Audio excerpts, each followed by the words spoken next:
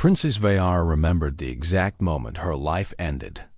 She was standing in the great hall of the Zelthari Palace, surrounded by crystal pillars that reached up toward the violet sky. The light from their 3 suns poured through the glass ceiling and made everything glow like a dream. But this was no dream. This was a nightmare she could not wake from.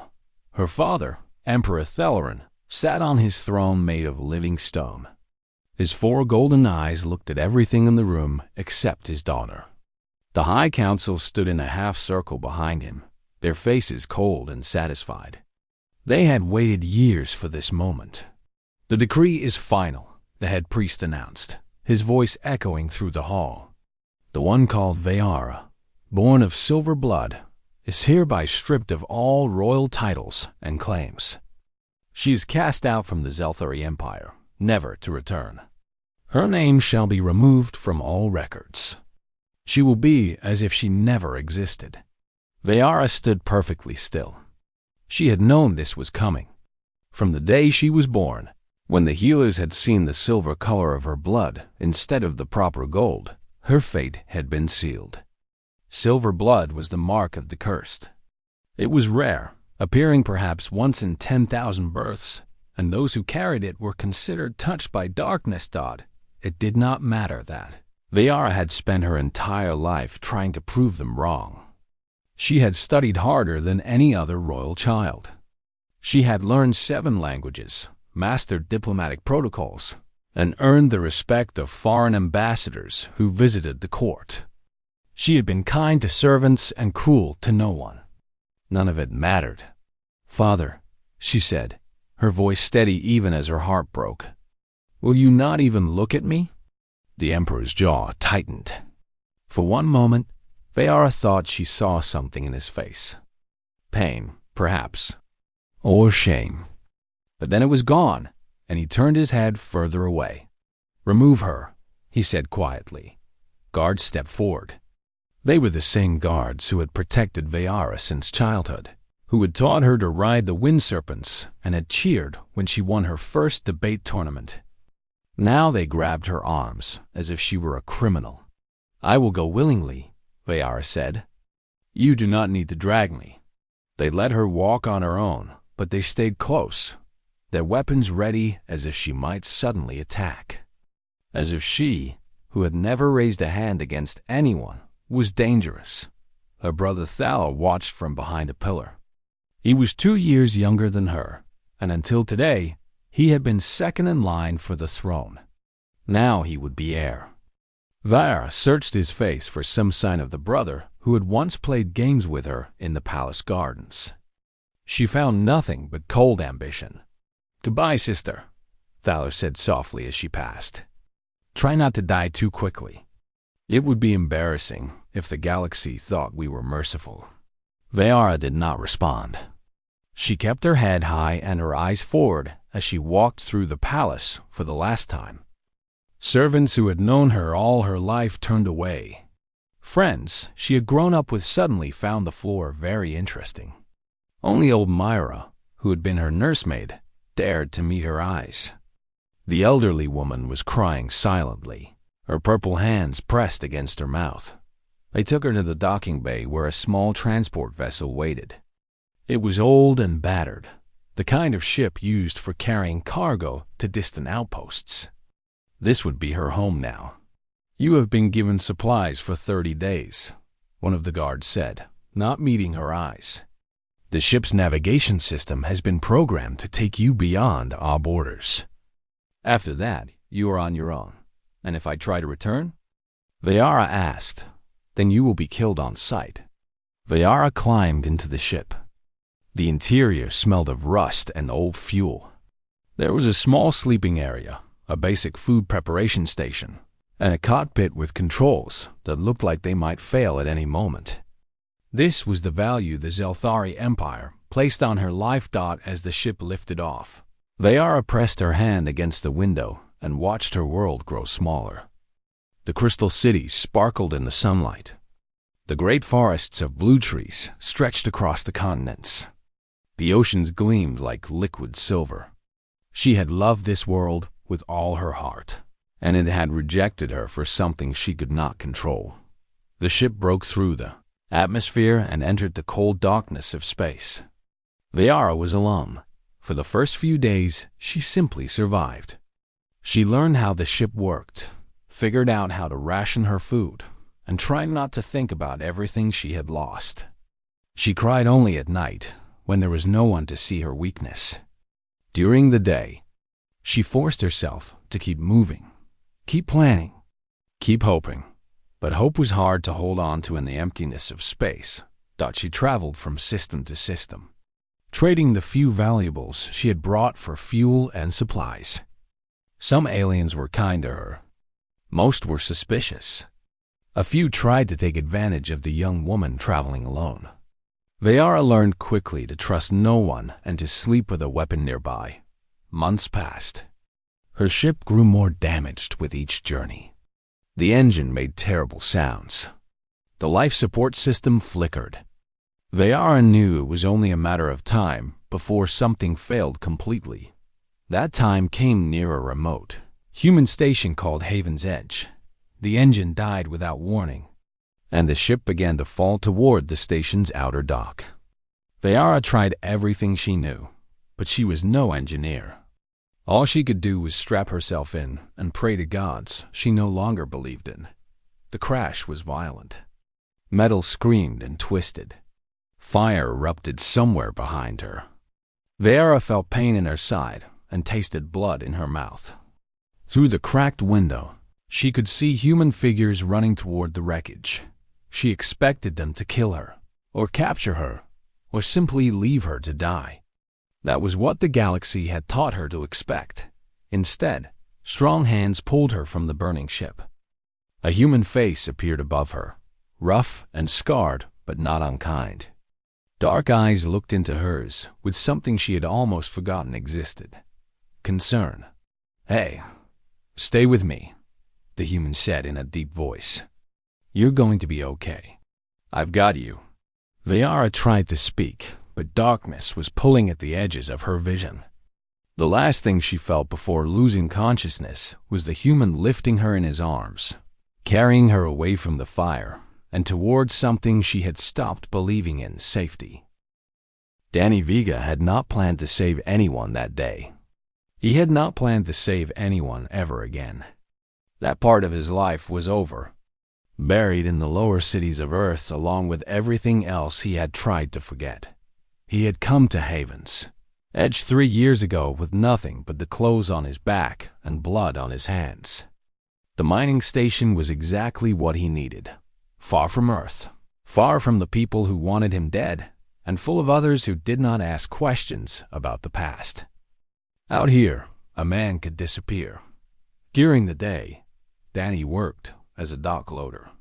The work was hard and the pay was poor, but it kept his body tired enough that he could sometimes sleep without dreaming. At night, he fought in the underground pits beneath the station, where men and women bet their credits on who would be left standing. When the fight was over, Danny was always left standing. He had been loading cargo crates when the alien ship came screaming down from the sky.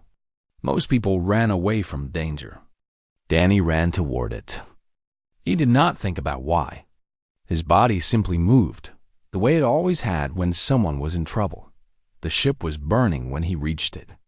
Through the cracked window, he could see a figure slumped in the pilot's seat. Purple skin, 4 eyes, closed in unconsciousness. An alien, but still a person. Still someone who would die if no one helped. Danny tore the door open with his bare hands, ignoring the heat that burned his palms. He unstrapped the alien from her seat and pulled her out just before the fire reached the cockpit. She was lighter than he expected, and she made a small sound of pain as he lifted her.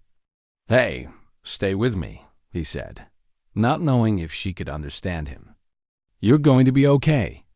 I've got you." Her 4 eyes opened for just a moment. They were amber-colored, bright even through the pain. She looked at him with such confusion, as if kindness was something she had never expected. Then she lost consciousness. Danny carried her away from the burning ship and made a decision that would change everything. He did not take her to the station's medical center, where doctors would ask questions and security would get involved. He took her to his own small quarters in the lower levels of the station. His room was barely big enough for one person. A narrow bed, a small table, and a tiny bathroom. Danny laid the alien woman on his bed and began to treat her wounds with the basic medical supplies he kept for himself after fights. She had burns on her arms and a deep cut on her side. Her silver blood leaked slowly from the wound. Silver blood. Danny had never seen anything like it. He cleaned and bandaged her injuries as best he could, then sat in the corner and waited till she woke up 6 hours later. Her eyes opened suddenly, and she tried to sit up, her body tense with fear. She looked around the small room with panic on her face, searching for threats. "Easy," Danny said, holding up his hands to show he meant no harm. "You're safe. You crashed your ship on the station dock. I pulled you out." The alien woman stared at him. Slowly, her breathing calmed. She touched the bandages on her side with careful fingers. "You helped me," she said. Her voice was soft and musical, and her accent was strange, but her words were clear. Why? Danny had asked himself the same question 100 times while she slept. He still did not have a good answer. "Seemed like the thing to do," he said. "Most beings would have left me to burn, or sold me to the slavers who work the outer systems. I'm not most beings." She studied him with those 4 amber eyes, and Danny felt like she was seeing more than just his face. She was seeing something deeper, something he tried hard to keep hidden. "My name is Viara," she said finally. "I was once a princess of the Zelthari Empire. Now I am no one. Danny Vega. I was once a fighter back on Earth. Now I'm a dockloader who fights in the pits for extra credits. Guess we're both living smaller lives than we started with." Something like a smile touched her purple lips. It was small and sad, but it was there. "This place you have brought me to," she said, looking around the tiny room. "It is your home?" "Such as it is. You have given me your bed. Where will you sleep?" Danny shrugged. "Floor's fine. Done worse." Viara was quiet for a long moment. When she spoke again, her voice was thick with emotion she was trying to hide. "I have traveled for many months since my exile. I have met many beings across many worlds. Some were cruel. Some were indifferent. None offered me kindness without expecting something in return." She looked at him directly. "What do you want from me, Danny Vega?" "Nothing. Everyone wants something." "Then I guess I'm not everyone." Danny stood up and moved toward the door. He needed air, needed to get away from the intensity of her gaze. "There's food in the cabinet if you're hungry.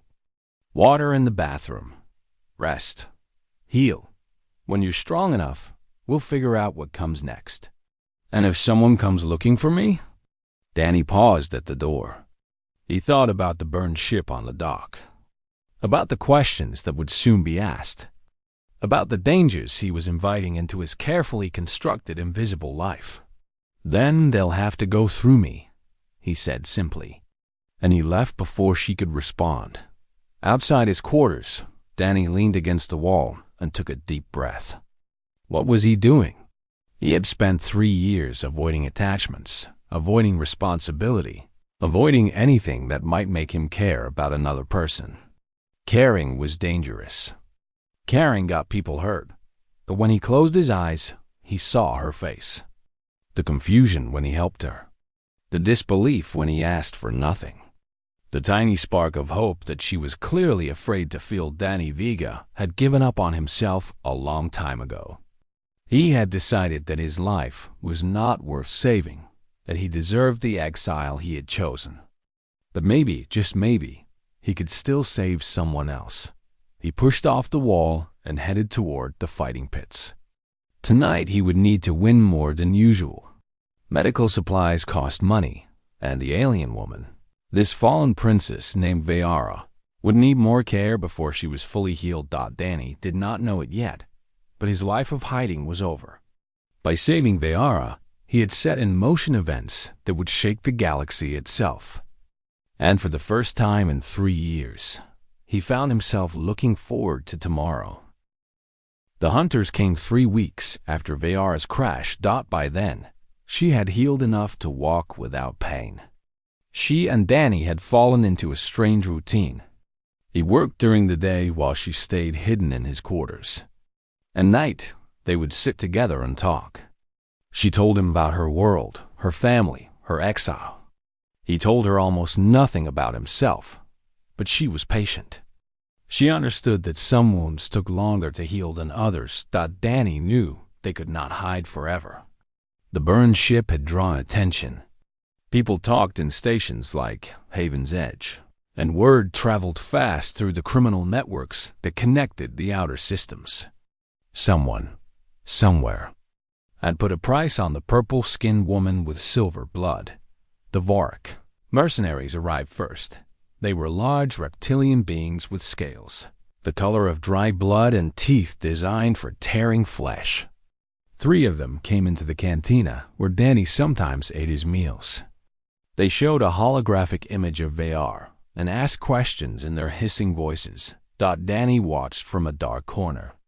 He memorized their faces, their weapons, the way they moved. Then he slipped out the back door and ran to his quarters. "We need to move," he said as soon as he entered. Vayara was sitting on the bed, reading from a datapad she had traded for at the market. She looked up at his face and understood immediately. "They have found me.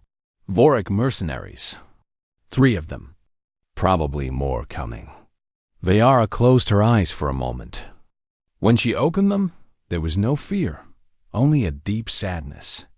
"I should leave," she said. "You have risked enough for me already. I will not let you die for a stranger.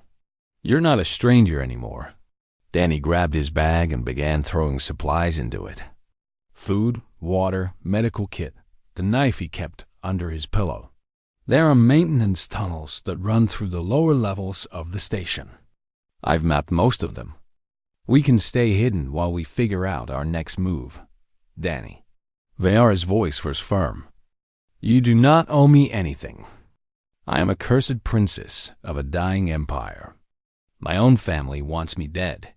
Why would you sacrifice yourself for such a person?" Danny stopped packing. He turned to face her, and for the first time, he let her see the pain he usually kept hidden. "Because maybe if I save you, it'll make up for the person I couldn't save before." He did not explain further, and she did not ask. Some stories needed time to be told. They fled into the maintenance tunnels as the Vorik began their search. The tunnels were dark and cramped, filled with pipes and wires and the constant hum of machinery. Danny led the way, his hand wrapped around Vayara's wrist to keep her close in the darkness.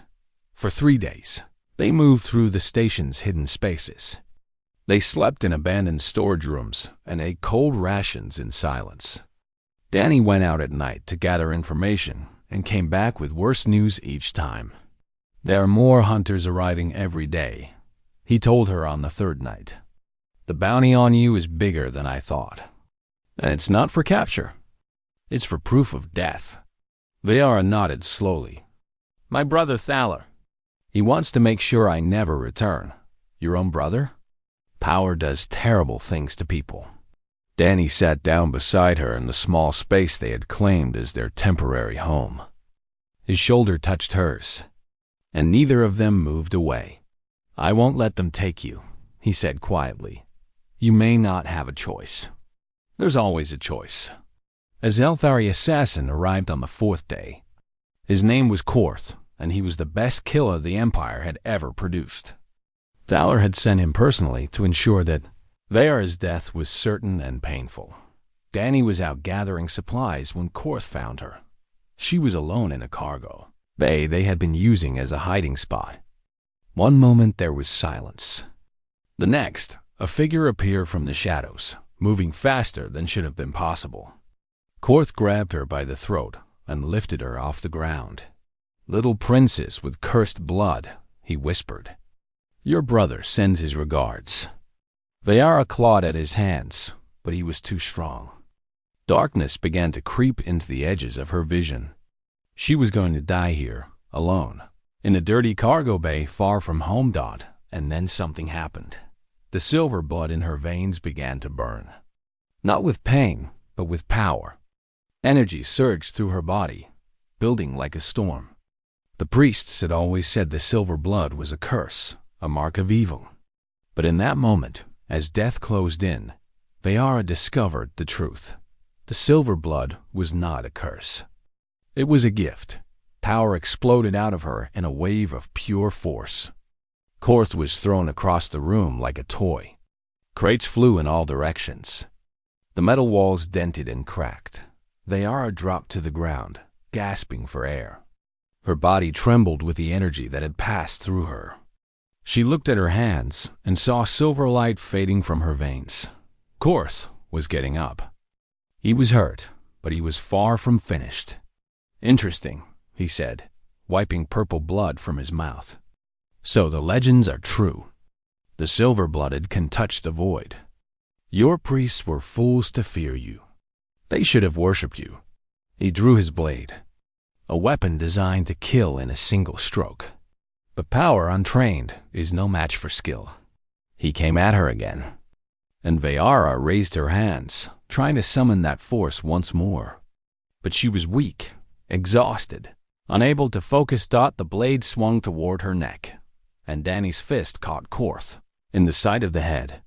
The human had returned silently, and now he threw himself at the assassin with all the fury of a man who had nothing left to lose.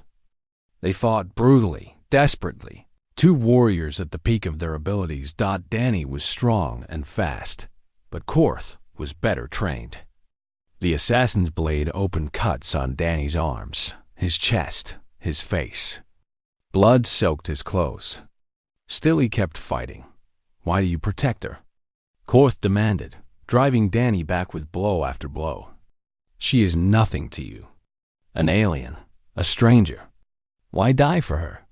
Danny caught the blade on his forearm, feeling it cut to the bone. With his other hand, he grabbed Korth's throat. "Because that's what humans do," he growled. "We stand with people, even when it costs us everything." Korth broke free and knocked Danny to the ground. The assassin raised his blade for the killing stroke.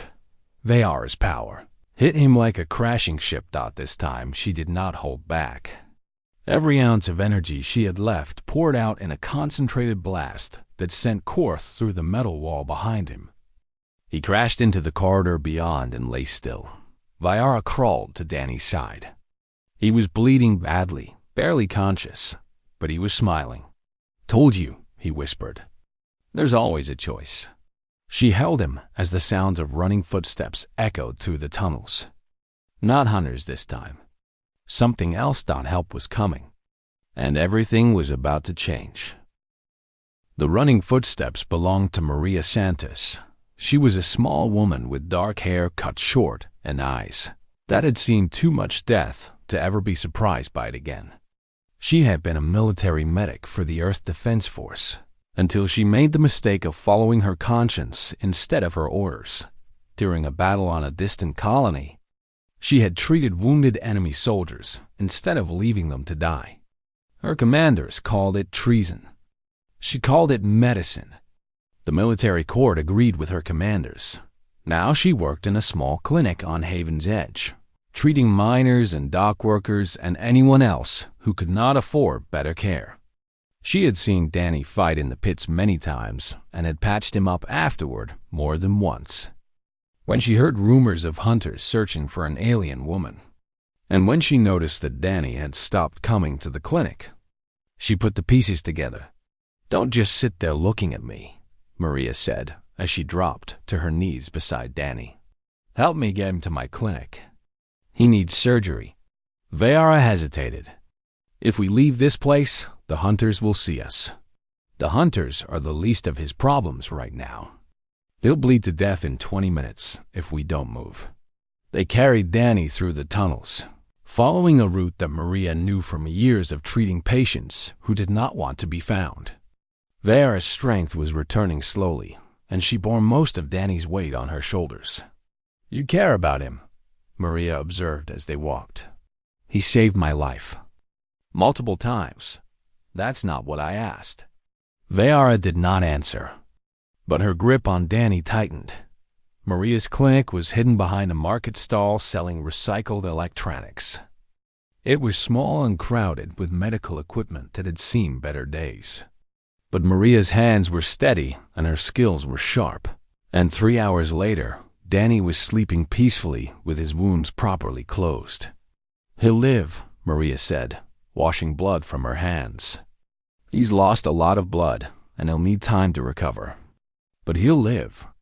Veyara sat beside Danny's bed, holding his hand. "Thank you. Don't thank me yet. Word is spreading about what happened in that cargo bay. The assassin isn't dead, just badly hurt. And the other hunters are getting more aggressive. They know you're close. Then I should leave. Take a ship and go as far from here as possible. Leave?" A new voice came from the clinic doorway. "After everything this idiot went through to protect you? That would be pretty ungrateful, don't you think?" Kevin Park stepped into the light.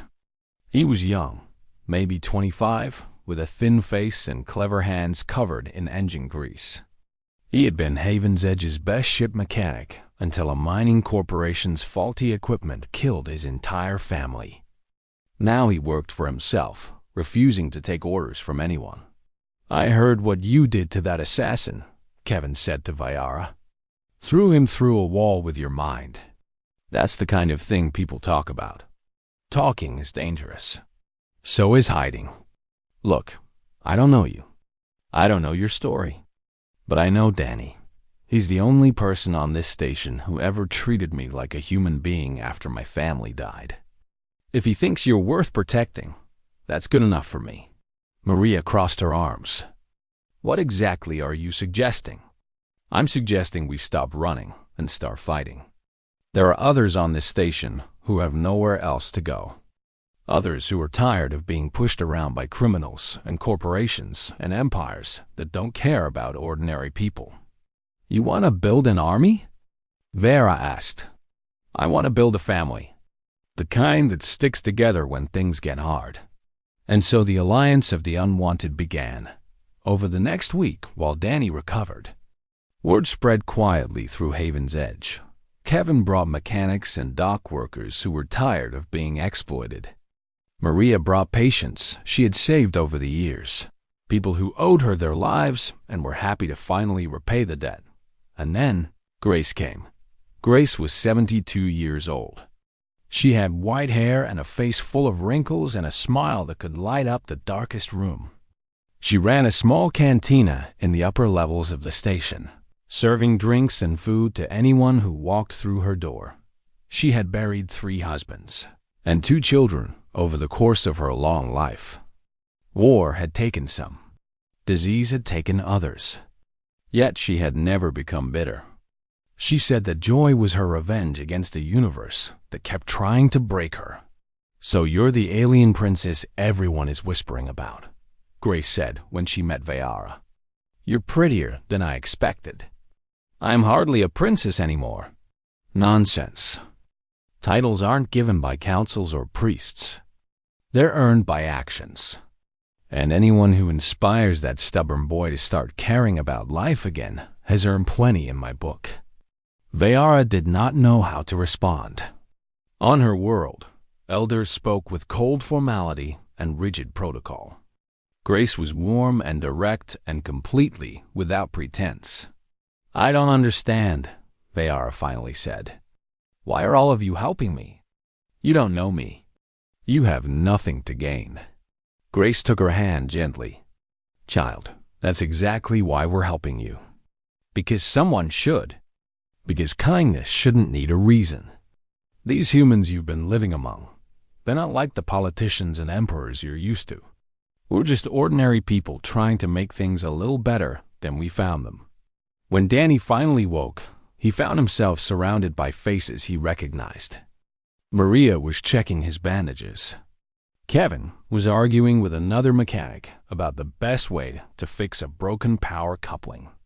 Grace was setting up trays of food on every available surface, and Vayara was sitting beside his bed, exactly where she had been when he fell asleep. "What did I miss?" Danny asked. "You have friends," Vayara said. "Apparently more than you knew. They're not my friends. They're just people who owe me money from cards." "Shut up and eat something," Maria said, shoving a bowl into his hands. "You lost half your blood protecting this woman. The least you can do is keep yourself alive for her." Danny looked around the room at all these broken people who had come together for him, for Vayara, for each other. Something tight in his chest loosened for the first time in years. "Okay," he said. "What's the plan?" The plan was simple. They would stop hiding and start preparing. The assassin Korth was still out there, healing from his wounds and planning his revenge. More hunters were arriving every day. Sooner or later, there would be a final confrontation. When that day came, they would be ready. They trained together. Danny taught hand-to-hand combat to anyone who wanted to learn. Maria taught basic field medicine. Kevin modified their weapons and built surveillance systems from salvaged parts. Grace kept everyone fed and kept spirits high with stories from her long life. And Vayara learned to control her power. The silver blood that had cursed her among her people was actually a connection to something vast and ancient. She could move objects with her thoughts. She could sense danger before it arrived. When she pushed herself, she could unleash energy that shattered walls and broke bones. With practice, she became something that the Zelthari Empire had never imagined. Not a cursed princess to be exiled and forgotten. A warrior princess with the strength to change the galaxy. But it was not her power that mattered most. It was the way these humans looked at her. Not with fear or disgust or pity. They looked at her like she was one of them. Like she belonged. For the first time since her exile, Vayara felt something she had almost forgotten. Home. The final battle came on a cold station night when the artificial lights dimmed to simulate darkness. Korth had recovered from his wounds. More than recovered. The damage Vayara had done to him had been repaired with cybernetic enhancements that made him faster and stronger than before. He had gathered every hunter on the station under his command, promising them double the bounty if they helped him kill the cursed princess and the humans who protected her. 20 armed killers descended on the lower levels of Haven's edge. They expected to find a frightened woman hiding in the shadows with a handful of desperate defenders. What they found was a fortress built by people who had nothing left to lose and everything to fight for. Kevin had spent weeks turning the maintenance tunnels into a maze of traps and false passages. Motion sensors detected the hunters before they even knew they were being watched. Doors sealed behind them. Splitting their forces into smaller groups, Maria had positioned medical stations throughout the tunnels, ready to patch up any wounded defenders and get them back into the fight. Grace stood at the center of their base, directing people with calm authority and making sure everyone knew where they needed to be. And at the front of every defensive position stood ordinary humans who had decided that some things were worth dying for. Danny waited at the main entrance with Vayara beside him. His wounds had healed into scars that joined the many others on his body. He held no weapons except his fists. "You should stay back," he said to Vayara. "Use your powers from a distance. You don't need to be in the front line. Neither do you. Yet here you stand. That's different. How?" Danny had no answer for that. The first wave of hunters came fast and hard. Varric mercenaries with heavy weapons, human criminals with plasma rifles, alien killers of species Vayara did not even recognize. They poured into the tunnels expecting easy prey. They found war. The defenders fought from prepared positions. striking and retreating, using their knowledge of the tunnels to stay one step ahead. Kevin's traps claimed hunter after hunter. Men and women who had never held weapons before now fought with desperate courage, protecting the place they had made together. But the hunters kept coming, and they were better trained, better armed, better prepared to kill. Slowly, the defenders were pushed back. People fell. Some died. The line began to break. Then Korth arrived. He walked through the battle like death itself, his cybernetic body shrugging off attacks that would have killed any normal being. Defenders scattered before him. He cut down anyone who stood in his way, leaving bodies behind him like fallen leaves. "Princess," he called out, his voice echoing through the tunnels. "You cannot hide from me. I have been enhanced beyond what any being of flesh can match. Your power is nothing compared to what I have become." Danny stepped into his path. "You'll have to go through me first." Korth smiled with cold amusement. "I was hoping you would say that." They fought. Danny was strong and skilled, but Korth was something beyond human now. Metal fists crashed against flesh. Blood splattered the walls. Danny was beaten down again and again, and again and again. He stood back up. "Why do you keep rising?" Korth demanded, genuine confusion in his voice. "You cannot win. You are outmatched in every way. Why not simply lie down and die?" Danny spat blood and raised his fists. "Because she's watching, and I don't want her to see me quit." Korth struck him down once more. This time, Danny did not rise. He lay on the cold floor, broken and bleeding, barely conscious. Korth stepped over him and continued toward where Vayara waited. She stood alone in the corridor, her 4 eyes blazing with silver light. Power crackled around her body like electricity around a storm cloud. "You have caused me great trouble, Princess," Korth said. "But this ends now. I will bring your head to your brother and collect my reward. And then I will kill every human on this station as payment for my suffering." "No," Vayara said. "You will not." She reached deep inside herself, deeper than she had ever gone before. The silver blood in her veins sang with ancient power. She touched something vast and terrible, a force that the priests of her world had feared for 10,000 years, and she let it loose. The power that erupted from her was not a blast or a wave. It was a judgment. It swept through the tunnels like a living thing, seeking out those who had come to kill and destroy. Hunters screamed as invisible force crushed their weapons, broke their bones, threw them against walls with enough force to crack stone. Korth raised his cybernetic arms to shield himself. The power struck him and his enhancements shattered. Metal and flesh tore apart together. The greatest assassin the Zelthari Empire had ever produced fell to the ground in pieces. When the light faded, Vayara stood alone among the fallen. She walked to where Danny lay and knelt beside him. Her hands glowed silver as she touched his face, and some of her power flowed into him, beginning to heal his wounds. "You stood for me," she whispered, "even when you could not win. Even when it meant your death." Danny's eyes opened slowly. He managed a weak smile. "That's what you do for family." The aftermath was chaos. Station security arrived to find tunnels, full of unconscious hunters, and a small army of civilians who had apparently defeated them.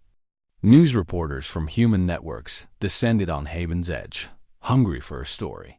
And what a story it was. An alien princess, exiled for being different, protected by a community of ordinary humans who asked nothing in return. A final battle against overwhelming odds, won through courage and sacrifice and a power that no one had understood. The broadcasts spread across human space. Then beyond.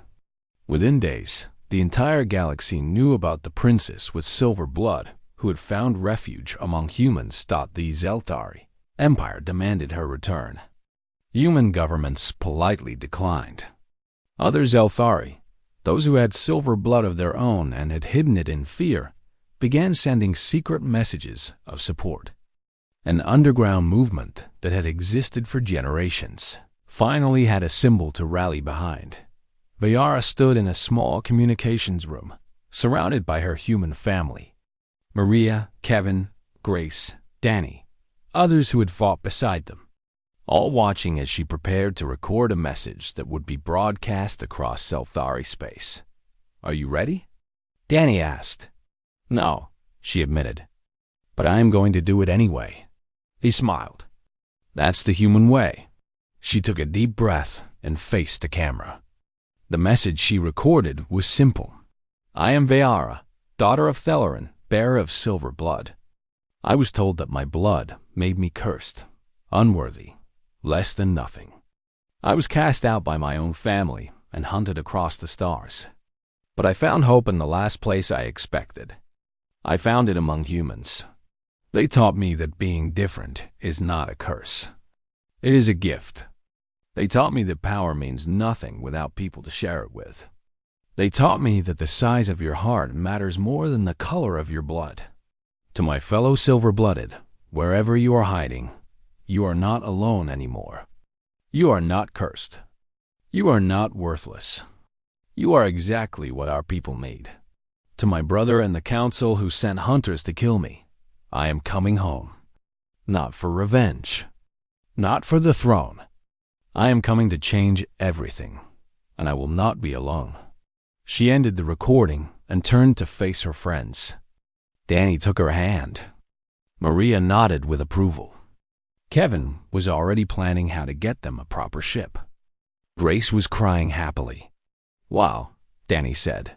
"I guess we're going to war against an empire." "We are going to change an empire," Vayara corrected. "There is a difference. Either way, it's going to be one hell of a fight." Vayara looked at the ragged band of humans who had chosen to stand beside her. They were not soldiers or warriors. They were ordinary people who had found extraordinary courage when it mattered most. They were family. "Yes," she said, smiling for the first time in what felt like forever. "It will be. I would not want anyone else beside me." Together, they walked out of the communications room and into a future that none of them could have imagined.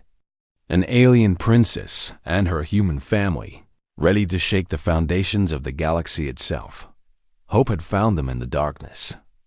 And now they would share that hope with everyone who had ever been told they were not enough. This was only the beginning.